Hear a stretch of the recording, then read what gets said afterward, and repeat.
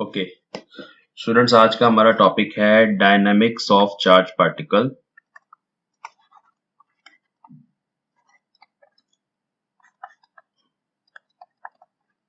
इन electromagnetic field.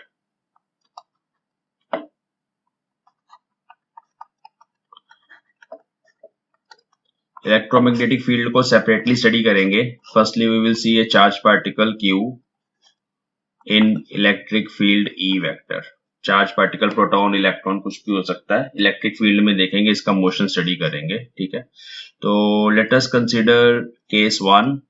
इसमें ना electric field हमारे पास जो है वो लगी है एक्स एक्सिस के along, is along x axis, किसी भी डायरेक्शन के अलोंग कंसीडर कर सकते हैं। And E is uniform magnetic field, E is uniform electric field. तो इलेक्ट्रिक फील्ड यूनिफॉर्म कैसी होती है? यूनिफॉर्म इलेक्ट्रिक फील्ड आपको पता है, हम इस तरह से equally spaced parallel lines, electric field lines draw करके रिप्रेजेंट कर लेते हैं। यहाँ पर एक क्यू चार्ज पार्टिकल स्टेशनरी पड़ा हुआ है। ठीक है, स्टेशनरी। तो अगर इसको स्टेशनरी आपने यहाँ पे से रखा है, इट इज एट रेस्ट, जैसे ही आप इसको रखेंगे इलेक्ट्रिक फील्ड को स्विच ऑन करेंगे, इस चार्ज पार्टिकल पे, पॉजिटिव चार्ज पार्टिकल पे फोर्स लगनी शुरू हो जाती है along the direction of electric field. This is electrostatic force Fe। तो Fe vector is given by Q into E vector, charge into electric field. Direction of Fe is along the electric field if particle is positive. अगर ये positive particle है ना, तो इस पे force electric field के along लगती है, इस डायरेक्शन में मूव करना शुरू करेगा। और अगर ये एक नेगेटिव चार्ज पार्टिकल है, मान ले -Q, तो फिर फोर्स लगेगी ऑपोजिट टू इलेक्ट्रिक फील्ड। तो ऑपोजिट इलेक्ट्रिक फील्ड के ऑपोजिट मूव करता है नेगेटिव चार्ज पार्टिकल। उस केस में, इस केस में अगर आप इलेक्ट्रोस्टैटिक फोर्स लिखना चाहते हो, that is -Q into E vector. तो ये माइनस साइन भी मैथमेटिकली बता रहा है कि ये दोनों वेक्टर्स, इलेक्ट्रिक फील्ड और फोर्स, दोनों एक दूसरे के ऑपोजिट हैं। चलिए, तो हम पॉजिटिव पार्टिकल का केस लेके चल रहे हैं। यहां से हम एक्सेलरेशन लिख सकते हैं पार्टिकल का। Acceleration is force divide by mass from Newton second law, QE vector divided by m. So this is acceleration of particle. Direction of acceleration and electric field is also same. Now you can see this is a constant acceleration. So here A vector is constant. It is not function of time. Time पे depend नहीं कर रहा, तब तक time पे depend नहीं करेगा जब तक इलेक्ट्रिक फील्ड कांस्टेंट रहेगी, जब तक इलेक्ट्रिक फील्ड टाइम पे डिपेंड नहीं कर रही। If you are varying this electric field with time, मान लो इलेक्ट्रिक फील्ड कुछ इस तरह की लगी हुई है, E is equal to E naught sine omega t, तो फिर ये E naught sine omega t acceleration में भी चला जाएगा, और acceleration is also function of time. मतलब जैसे इलेक्ट्रिक फील्ड वेरी करेगी, फिर उसी तरह से एक्सेलरेशन वेरी करेगा। और अगर electric field with respect to time constant है, then acceleration will be constant. ठीक है, if E vector is constant। तो हम कांस्टेंट इलेक्ट्रिक फील्ड का केस डिस्कस कर रहे हैं। एक्सेलरेशन आपके पास आ गया। therefore the motion of particle is uniformly accelerated motion। motion is uniformly accelerated motion।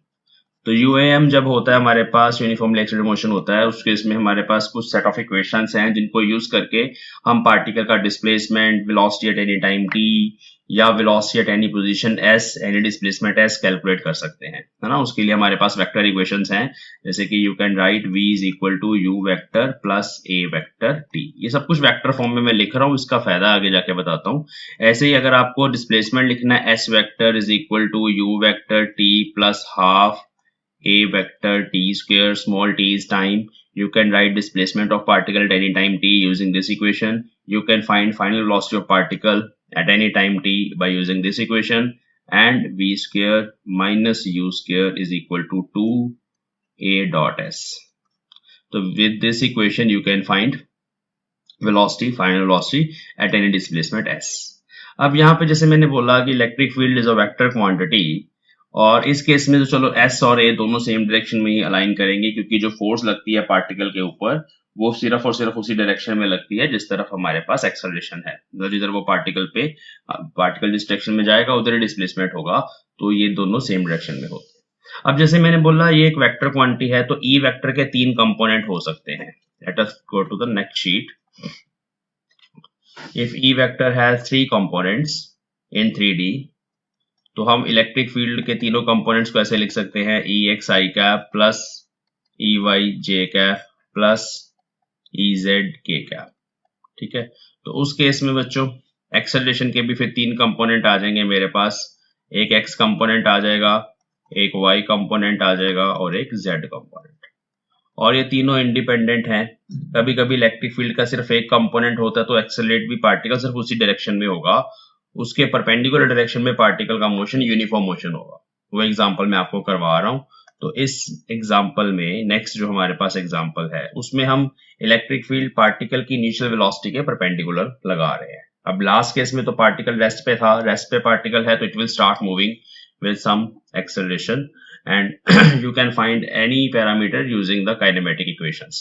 Okay, अब हम कंसिडर कर रहे हैं एक एग्जांपल जिसमें हमारे पास इलेक्ट्रिक फील्ड जो है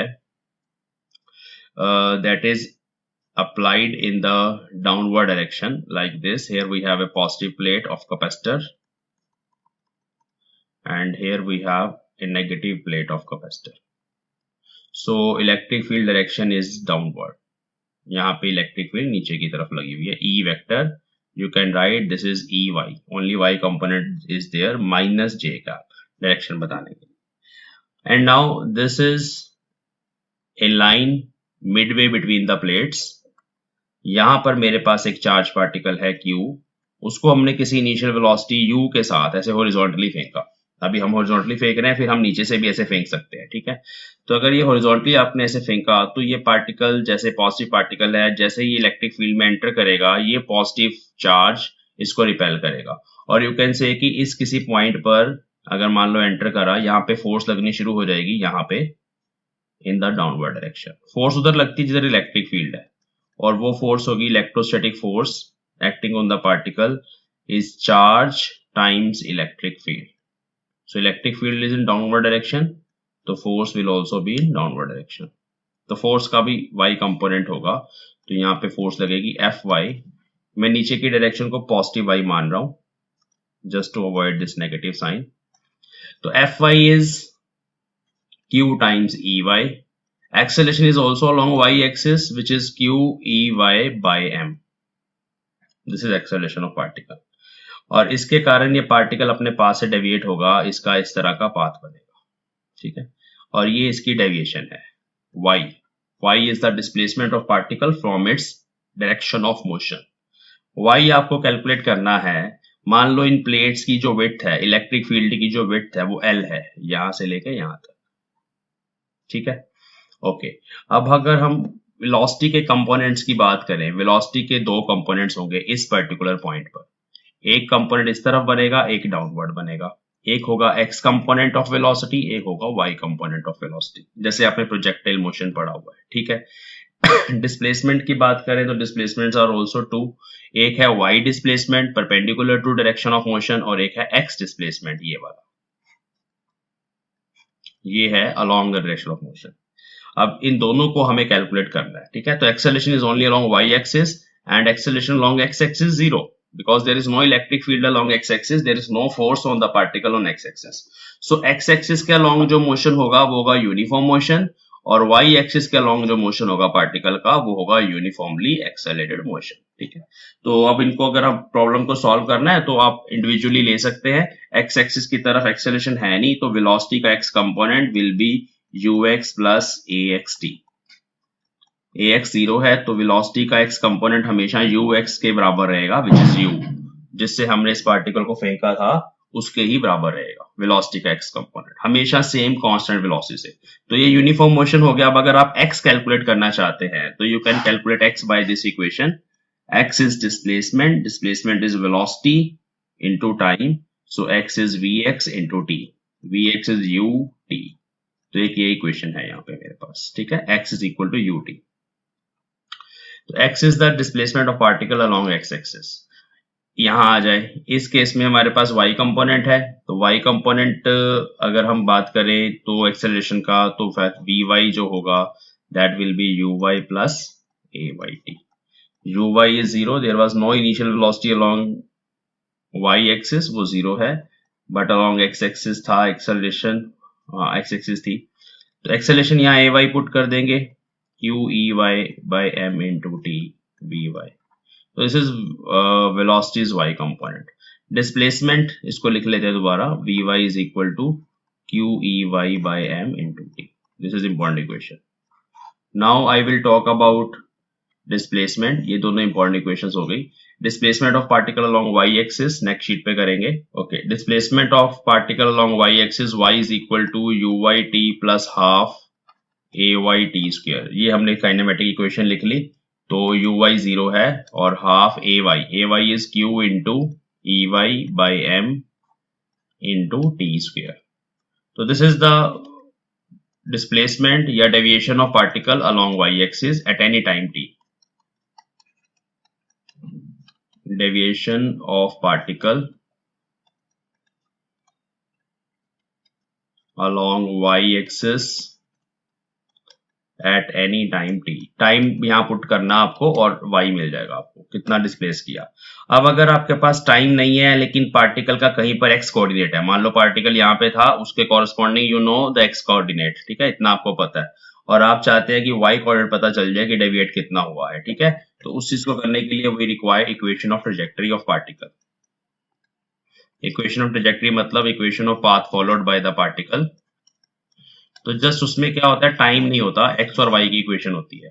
तो लास्ट अभी जो हमने t फाइंड किया था, x is equal to ut था एक इक्वेशन, x एक्सिस के अलॉन्ग ये चल रही है, तो t is x by u, इसको यहां पुट कर देते हैं, तो y is equal to half q ey by m t square मतलब x square by u square, ठीक है, तो ये यहां से हमने लिया. So this is equation of trajectory, very important. This equation can be directly used to find the x coordinate if you know y coordinate, or y coordinate if you have x coordinate of the particle. और अगर हमें देखना है कि जब ये particle in plate से बाहर निकलेगा तब y डिस्प्लेसमेंट कितना होगा, तो x will be equal to L, जितनी उन प्लेट्स की लेंथ है उसके बराबर हो जाएगा. तो put x is equal to L to get y final y displacement कितना है यहाँ पे, तो that will be given by half. देखो चार्ज पुट करना है पार्टिकल का, इलेक्ट्रिक फील्ड जो भी लगी होगी पुट करनी है, मास पुट करना है, प्रोटॉन है, इलेक्ट्रॉन है, क्या है, एक्स एल स्क्वायर हो गया, और नीचे हमारे पास इनिशियल स्पीड पार्टिकल की एक्स एक्सिस के अलॉन्ग पुट करनी है. तो ये मुझे बता देगा कि फाइनल डेविएशन कितनी हुई है यहाँ. This is called equation of trajectory. Okay, अब हमारे पास वेलोसिटी के दोनों कंपोनेंट्स भी आ चुके हैं. Vx, जैसे कि मैंने अभी लिखा कि x component of velocity is simply u, वो u ही रहेगा, और y component of velocity we have calculated which is q e y by m into t. ये दोनों कंपोनेंट्स मिलके पार्टिकल का वेलोसिटी वेक्टर बता सकते हैं किसी भी पोजीशन पे. ऐसे वेलोसिटी वेक्टर क्या है, किस डायरेक्शन में ये जा रहा है. अगर आपको डायरेक्शन फाइंड करनी है, ये वाला एंगल फाइंड करना है, बीटा एंगल, किसी पर्टिकुलर टाइम t पे, तो you can divide these two components, tangent beta. Tangent beta will be divide these two component just vy by vx, ठीक है, जस्ट यहाँ पे वैल्यूज पुट कर देना, और beta is equal to tan inverse of that thing. तो it will give you the angle made with horizontal, angle of direction of motion of particle with horizontal, ये beta angle आ जाएगा यहाँ से, ठीक है. तो दिस इज ऑल्सो इम्पोर्टेंट. तो एक इसके साथ साथ पॉइंट और है कि this is equation of parabola, so path of particle is parabolic. In electric field path of particle is parabolic path, क्योंकि आपको पता है पैराबोला की equation y directly proportional to x square होता है, तो यहाँ पर भी y directly proportional to x square आ रहा है. तो पैराबोलिक पाथ होता है चार्ज पार्टिकल का when it moves inside a uniform electric field. अगर इलेक्ट्रिक फील्ड के अलोंग जा रहा है फिर स्ट्रेट लाइन पाथ है, लेकिन अगर हम उसको perpendicular to electric field project करें तब पैराबोलिक पाथ है. अगर हम यहाँ पे किसी एंगल थीटा पे ऐसे प्रोजेक्ट करते तो ये इसका पाथ ऐसा बनता, वो भी प्रोजेक्टाइल पाथ ही बनेगा. जैसे हमने प्रोजेक्टाइल पढ़ा हुआ है सेम वैसे इस प्रॉब्लम को सॉल्व कर सकते हैं. बस जहां जहां हम प्रोजेक्टाइल मोशन में स्मॉल g पुट करते हैं उसकी जगह वहां पे एक्सेलरेशन आएगा ये वाला q e y by m, बस इतना सा फर्क है, बाकी सारी प्रॉब्लम प्रोजेक्टाइल वाली है. तो ये तो हो गया motion of charge particle in uniform electric field. Now we will go to the magnetic field. Magnetic field में पार्टिकल की ट्रैजेक्टरी कैसे होती है, कौन सी फोर्स लगती है उस पे. तो if you have a charge particle moving inside a magnetic field, तो उस पर लगेगी मैग्नेटिक फोर्स। इसका नाम मैग्नेटिक लॉरेंट्ज फोर्स भी है। इसको हम एफ एम से डिनोट करते हैं, सीधा फॉर्मूला आपको पता है, चार्ज इनटू वेलोसिटी वेक्टर का cross product magnetic field vector के साथ। इसके लिए, इस फोर्स के लगने के लिए पार्टिकल का मोशन में होना जरूरी है। अगर पार्टिकल रेस्ट पे है तो ये फोर्स नहीं लगेगी, क्योंकि वेलोसिटी वेक्टर जीरो हो जाएगा। पार्टिकल के ऊपर चार्ज तो होना ही चाहिए और मैग्नेटिक फील्ड लगी होनी चाहिए। Now you can see this force will give you a circular path of particle. Like let us suppose here we have a magnetic field. एक example कर लेते हैं इसकी. Magnetic field is uniform magnetic field acting inside the screen. और यहाँ पे एक charge particle, charge Q ऐसे मैंने प्रोजेक्ट किया हॉरिजॉन्टली। हम अंदर से स्टार्ट करेंगे पार्टिकल को, यहीं से स्टार्ट कर रहे हैं मैग्नेटिक फील्ड के रीजन से, और इस डायरेक्शन में नीचे वेलोसिटी थी हमने पार्टिकल को, ठीक है। बाहर से प्रोजेक्ट करेंगे, सिचुएशन विल बी डिफरेंट। यहां से हमने प्रोजेक्ट किया, इसका वेलोसिटी वेक्टर एक्स एक्सिस की तरफ है, मैग्नेटिक फील्ड अंदर की तरफ है, अंदर हम माइनस के कैप ले लेते हैं। तो इस पार्टिकल पे फोर्स लगेगी किसी डायरेक्शन में, देखते हैं किधर लग रही है फोर्स। तो that force F M is simply q v I cap, क्योंकि एक्स एक्सिस इधर माना मैंने, इधर एक्स एक्सिस है, ये वाई है, बाहर की तरफ z है, अंदर की तरफ माइनस z है, cross minus B K cap. तो मैग्नेटिक फील्ड अंदर की तरफ बनाई है, minus q v B I cross K. I cross के हम उल्टा चल रहे हैं, तो माइनस जे कैप होता है ये, एंटी क्लॉकवाइज। तो force acting on the particle is along y axis, J cap आ गया यहाँ पे, फोर्स ऊपर की तरफ लगेगी, magnetic force. Now, when the force acting on particle is perpendicular to velocity of particle, in that case, the path of particle is circular path. क्योंकि ये सेंट्रीपिटल फोर्स है जो सेंटर की तरफ लगती है। ये परपेंडिकुलर फोर्स हमेशा डायरेक्शन ऑफ मोशन को चेंज करती है, पार्टिकल को स्पीड अप नहीं करती, किनेटिक एनर्जी इंपार्ट नहीं करती उसमें, एक्सेलरेट नहीं करती पार्टिकल को। एक्सेलरेट तो करती क्योंकि डायरेक्शन चेंज हो रही है, बट उसको स्पीड अप नहीं करती। Change in kinetic energy will be zero because this force is perpendicular to velocity vector. देखो पार्टिकल का स्मॉल डिस्प्लेसमेंट अगर हम इधर माने ds vector, then work done by this magnetic force, work done by fm vector is w is equal to fm dot ds. तो दोनों में आप देखिए कि 90 डिग्री का एंगल है, ds स्मॉल डिस्प्लेसमेंट है, इस डायरेक्शन में ऐसे मूव कर रहा है, पार्टिकल फोर्स परपेंडिकुलर लग रही है, तो this work done will be zero. Cos 90 आ जाएगा, work done is zero. तो if work done is zero, then by work energy theorem, you know, you have studied in +1 class.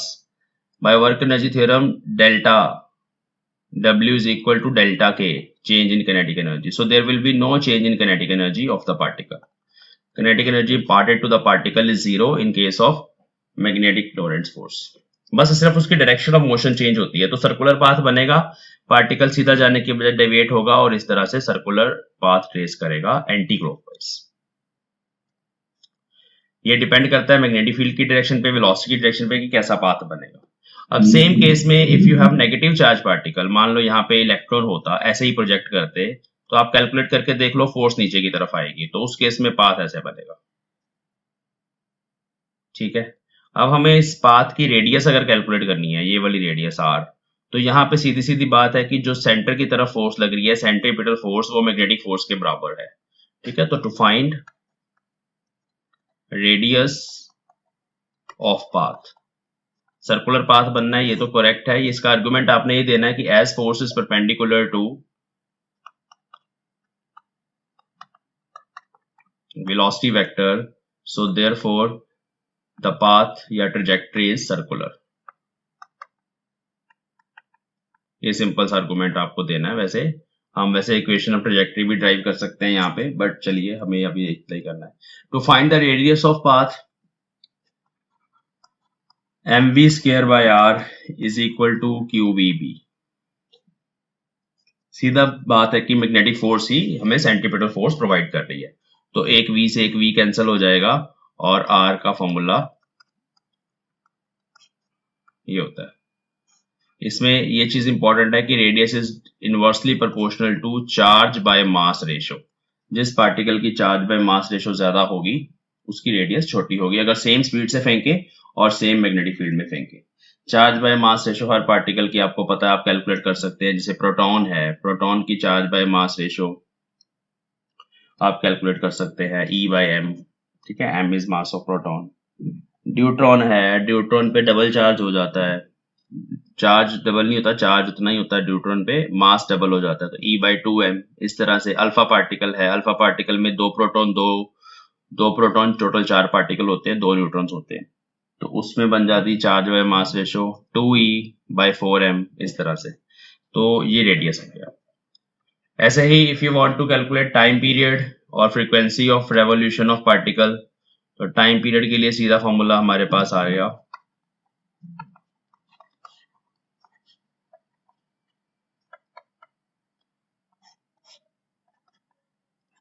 t is equal to distance by speed।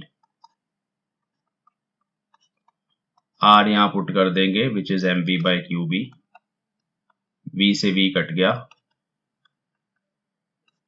तो this is time period of particle, this is very important expression. Frequency लिखनी है तो इसका reciprocal qb/2πm, angular frequency लिखनी है तो omega is equal to 2 nu, इसको 2 से मल्टीप्लाई करेंगे qb/m। इसके यूनिट्स होते हैं रेडियन पर सेकेंड, एंगुलर फ्रीक्वेंसी बोलते हैं इसको।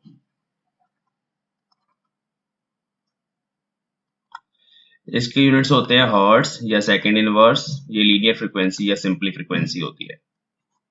It is just number of revolutions per unit time. तो ये ऐसा क्यों हो रहा है ये सोचो, क्योंकि जो छोटा सर्कल है जिसकी रेडियस कम है उसमें पार्टिकल की स्पीड भी कम होती है, because you can see r is mv/qb, r is mv/qb। तो बड़ा अच्छी चीज है कि r is directly proportional to v और v is directly proportional to r।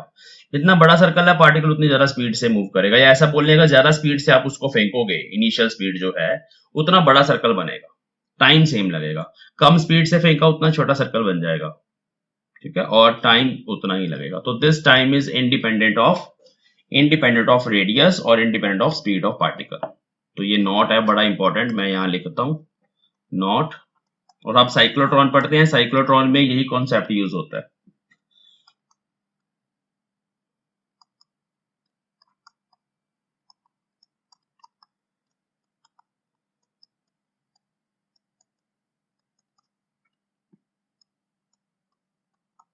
ठीक है, R एंड V पे डिपेंड नहीं करता।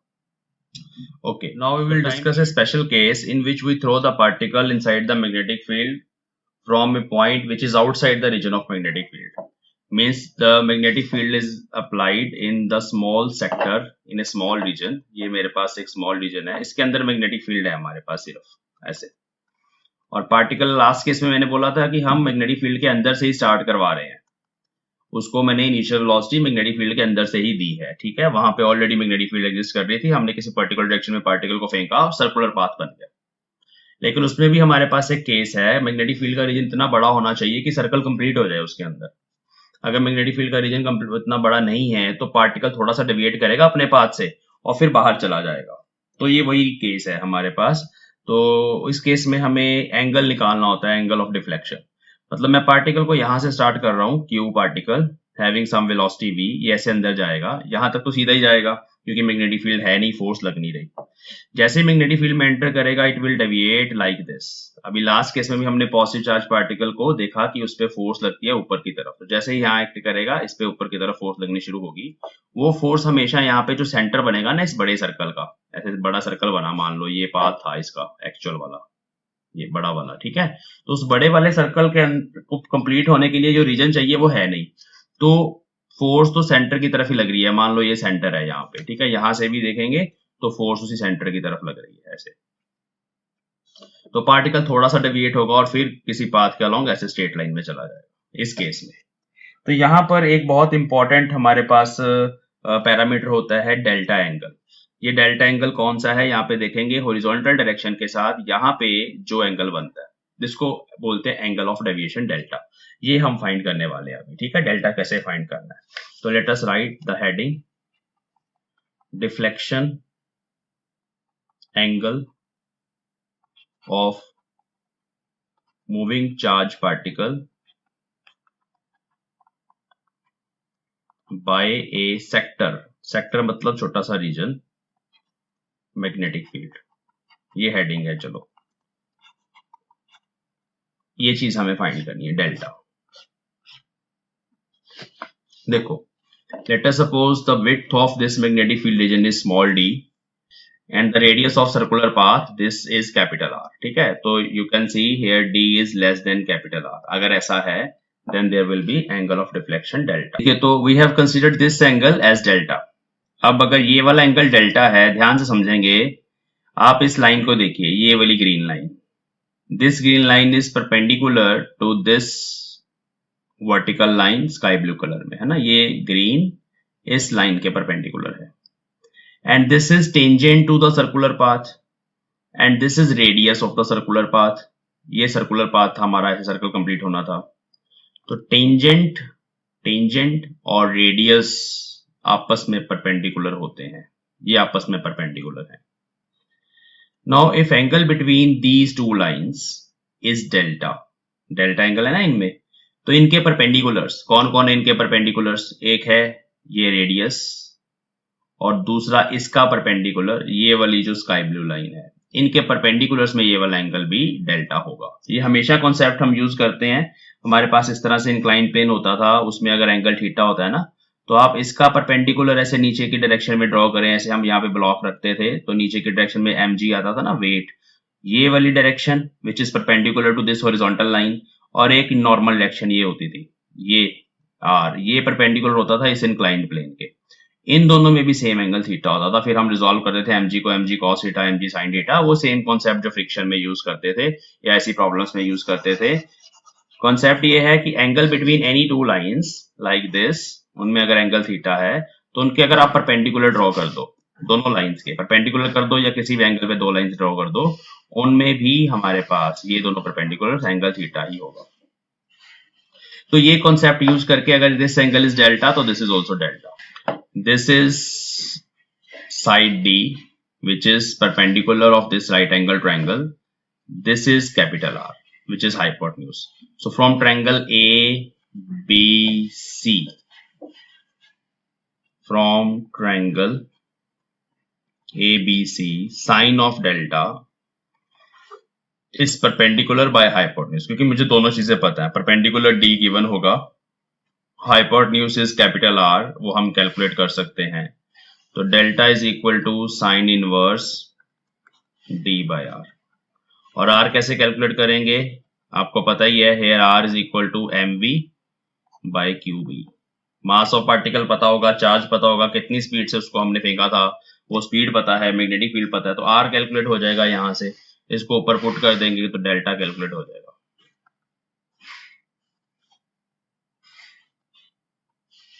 So this is the expression for angle of deviation. If d is greater than r, in this case if d is greater than r means हमारा जो reason है magnetic field का वो बड़ा है और पार्टिकल की रेडियस छोटी बनेगी। ऐसे एंटर करवाया पार्टिकल, तो उस केस में पार्टिकल से पूरा घूम जाता है और वापस आ जाता है।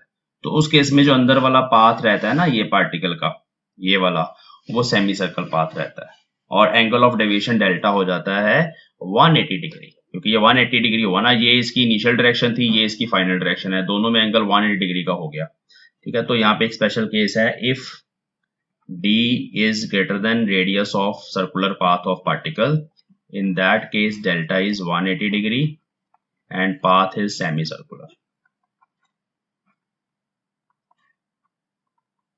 ये वो केस है जब हमने पार्टिकल को कहां से स्टार्ट किया है, outside the region of magnetic field, वहां से स्टार्ट किया। So we have another case in which we throw the particle in the region of magnetic field at some angle theta. ठीक है, तो case is a particle thrown at some angle theta with b vector, theta is with b vector. In that case, what is the path of particle? तो ये situation है, मान लो इस direction में magnetic field लगी हुई है बी वेक्टर एक्स एक्सिस में, और हमने पार्टिकल को ऐसे यू वेक्टर जो देते हैं इनिशियल वेलोसिटी वो ऐसे दे दी मैंने यू वेक्टर, उसका कुछ एंगल थीटा है मैग्नेटिक फील्ड के साथ। लास्ट केस में हमने परपेंडिकुलरली फेंका था, उस केस में ऐसे था कि बी वेक्टर इस तरफ है और यू वाज परपेंडिकुलर, जैसे मैं इनसाइड ऐसे बना रहा था ना मैग्नेटिक फील्ड और यू ऐसे था, तो परपेंडिकुलर ही थे ना दोनों। साइड से देखोगे तो आपको ऐसे नजर आएगा, बी वेक्टर ऐसे यू ऐसे परपेंडिकुलर। तो इस केस में पार्टिकल के ऊपर जो फोर्स लग रही थी, ये वाले जो केस आपके सामने है क्यू चार्ज पार्टिकल, तो वहां देखो जो फोर्स लगती थी इस केस में किधर लगेगी, F M vector q v cross B, तो यू बी मैंने ऐसे बाहर निकाल दिया, क्रॉस बी क्रॉस प्रोडक्ट है ना, तो जे क्रॉस आई, जब आप जे क्रॉस आई करेंगे it will be J cross I उल्टा चल रहा है माइनस के कैप, तो direction of force is inside the screen, मतलब पार्टिकल ऊपर जाने की बजाय स्क्रीन के अंदर घुसेगा और यहाँ पे एक सर्कुलर पाथ ऐसे बनेगा, this path is perpendicular to the screen, और ऐसे बनेगा सर्कुलर पाथ। तो ये केस तो चलो हो गया, अब हम इसको साइड से देख रहे हैं, लास्ट वाला केस ही है। नीचे वाले केस में क्या होगा, कैसे सॉल्व करेंगे, लेट अस सी। यहाँ पे ये u वेक्टर है, इसके दो कंपोनेंट्स होंगे, पहले इसको ना v मान लेते हैं क्योंकि सारा कुछ v की टर्म्स में किया हुआ है। This is velocity of particle, तो इसके दो कंपोनेंट होंगे v cos theta which is along magnetic field and v sin theta which is perpendicular to magnetic field. v sin theta को हम vy बोल देते हैं और v cos थीटा को हम vx बोल देते हैं। अब x एक्सिस की तरफ देखते हैं फोर्स लगेगी पार्टिकल पे, और y एक्सिस की तरफ भी देखते हैं फोर्स लगेगी कि नहीं लगेगी। x की तरफ तो नहीं लगेगी, क्यों नहीं लगेगी, x कंपोनेंट फोर्स में q charge of particle, velocity का भी x कंपोनेंट चाहिए क्रॉस b वेक्टर, वेलोसिटी का x कंपोनेंट है v cos theta i cap cross b i cap, क्योंकि दोनों ही x एक्सिस की तरफ है, I cross I is 0, so there will be no force on the particle due to magnetic field along x-axis. Y component of force q vy vector cross b. q vy vector is v sin theta j cap cross magnetic field b I cap. तो ये बन गया q v b sin theta j cross I is minus k cap. तो जो y component of force है, मतलब y axis के along जो मैं बोल रहा था फोर्स वेलोसिटी के y कंपोनेंट के कारण जो लग रही है, वो लग रही है नेगेटिव z एक्सिस की तरफ, माइनस के कैप आ रहा है इसमें, मतलब पार्टिकल इस डायरेक्शन में जाने की बजाय स्क्रीन के अंदर जाने की कोशिश करेगा। अब इस पर्टिकुलर पॉइंट पर भी उस पर जो फोर्स लग रही है अंदर की तरफ लग रही है, तो इसका पाथ ना ऐसा बनेगा, देखो एक तो ये हॉरिजॉन्टल वेलोसिटी है जो इस पार्टिकल को इस तरफ फॉरवर्ड मोशन दे रही है, बट ये यूनिफॉर्म है, कांस्टेंट है velocity, because there is no force along x axis, so this is uniform velocity. दूसरी फोर्स पार्टिकल की डायरेक्शन ऑफ मोशन को चेंज कर रही है, जिस वजह से पार्टिकल का पाथ ऐसा बनता है, ऐसे सर्कल तो पहले बन रहा था इस प्लेन में, लेकिन अब क्योंकि एक हॉरिजॉन्टल वेलोसिटी भी है उसके कारण ये सर्कल ऐसे खुल जाता है स्प्रिंग की तरह, तो such kind of path is called helical path, helical path of the particle. So therefore along x-axis there is uniform motion of particle, along y-axis there is change in direction of motion,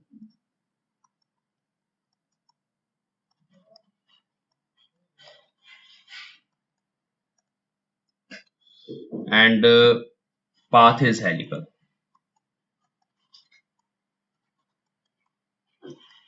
अब इस path का एक parameter होता है pitch, ये दो turns के बीच में जो डिस्टेंस होता है उसको पिच बोलते हैं, स्क्रू गॉज की भी पिच होती है। Pitch is this displacement, horizontal displacement of particle in one time period, तो pitch is equal to horizontal velocity into time period. Horizontal velocity is v cos theta, और time period का expression हमारे पास already है, वो speed पे depend ही नहीं करता टाइम पीरियड, ना ही वो डायरेक्शन ऑफ मोशन पे डिपेंड करता है। It was 2 pi m by qb, the time period is 2 pi m by qb। तो this is the expression for pitch of this particle. इसके साथ साथ अगर हमें रेडियस लिखनी है तो सेम फॉर्मूले होते हैं, बस रेडियस ऑफ सर्कुलर पाथ में अब सिर्फ वेलोसिटी का y कंपोनेंट आएगा। तो रेडियस ऑफ पार्टिकल अगर आपको फाइंड करनी है, radius of circular path, to find radius of path in this case, हम लिखेंगे mv स्क्वायर का y component divide by r is equal to, उसमें भी y कंपोनेंट b, क्योंकि अब y कंपोनेंट ही रिस्पॉन्सिबल है सर्कुलर मोशन के लिए, तो बस फॉर्मूला तो वही आएगा, बस यहाँ पे mv y बाय qb आएगा, मतलब it will B mv sin theta by qb। Radius का फॉर्मूला ये बनेगा, टाइम पीरियड के फॉर्मूले में आप देखो 2 पाई r बाय v होता है ना, v y रहेगा, तो 2 पाई बाय v y और r ये वाला पुट करो, time period is same as that of the circular motion case. तो ये टाइम पीरियड का फॉर्मूला, बाकी सब चीजें भी वही हैं। तो अगर आप पार्टिकल को incline to magnetic field direction दोगे तो उस केस में इसका हेलिकल पाथ होता है, और जैसे ट्रेजेक्टरी मैंने बना के दिखाई आपको, और ये सब पैरामीटर साथ में कैलकुलेट करने आने चाहिए।